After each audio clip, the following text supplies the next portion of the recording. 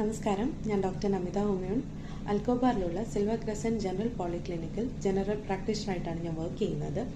എൻ്റെ 5 വർഷത്തെ പ്രവൃത്തി പരിചയം കേരളത്തിലാണ്. ഇന്ന് വളരെ സാധാരണമായി കണ്ടുവരുന്ന ഒരു ആരോഗ്യ പ്രശ്നത്തെക്കുറിച്ചാണ് ഞാൻ സംസാരിക്കുന്നത്.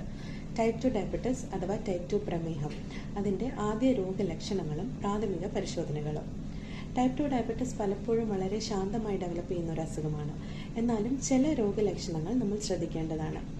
ദാഹം കൂടുക, മൂത്രം അമിതമായി പോവുക, കണ്ണിന് കാഴ്ച മങ്ങുക, വെയിറ്റ് അസാധാരണമായി കുറയുക, ക്ഷീണം, തളർച്ച, മുറിവുകൾ ഉണ്ടായാൽ അത് ഉണങ്ങാൻ വൈകുക, ഇടയ്ക്കിടയ്ക്ക് അണുബാധ ഉണ്ടാവുക.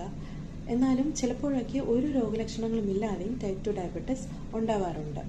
ഇത്തരത്തിൽ ഏതെങ്കിലും രോഗലക്ഷണം നിങ്ങൾക്കുള്ളതായിട്ട് സംശയം തോന്നിക്കഴിഞ്ഞാൽ നടത്തേണ്ട പ്രാഥമിക പരിശോധനകൾ fasting blood sugar level, HbA1c, oral glucose tolerance test, general health checkup like BP, cholesterol, kidney function test എന്നിവയാണ്.